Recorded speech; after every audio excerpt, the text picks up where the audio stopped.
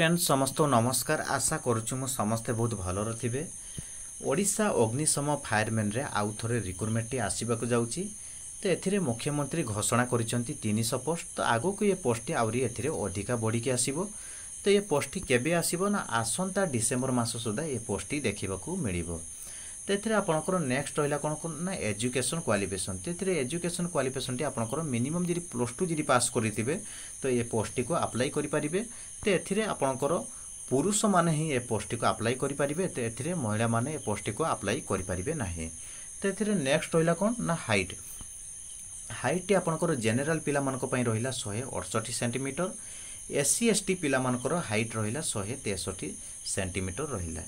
तो एथिरे ये पोस्ट खूब शीघ्र आसीबाकू जाउची। तो आपण माने एबे ठारो प्रिपरेशन रे लागि रहंतु। तो एथिरे नेक्स्ट आपनको रहउची कोन ना एलिजिबिलिटी क्राइटेरिया। तो एथिरे एलिजिबिलिटी क्राइटेरिया टी आपनकर जनरल पिला मानको पई बयस टी आपनकर रहिला 18 जि 25 वर्ष रहिला। एससी एसटी पिला मानको पई 18 रु 30 वर्ष बयस रहिला। तो एथिरे एससी एसटी पिला मानको पई 5 वर्ष एथिरे एज रिलैक्सन रहिला। तो एसटी काउंट करा जीवो 1/1/2025 रु आपनकर एसटी काउंट करा जीवो। तो एथिरे फिजिकल टेस्ट आपनकर सॉरी एथिरे रिटन टेस्ट आपनकर प्रथमे हबो।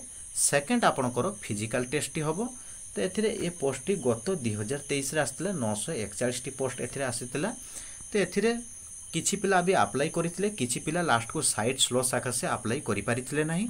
तो जो पिला माने भी धर अप्लाई करि पानांती कि किछि पिला धर आपनकर अप्लाई करथिले कि रिटन टेस्ट रो डिस्क्वालिफाई हेचंती किबा फिजिकल रो भी डिस्क्वालिफाई हेचंती। तो से पिला मानको पई भी आउ थरे सुवर्ण सुजोग रहिला। तो आपण माने भी एबे ठारो प्रिपरेशन रे लागि रहंतु।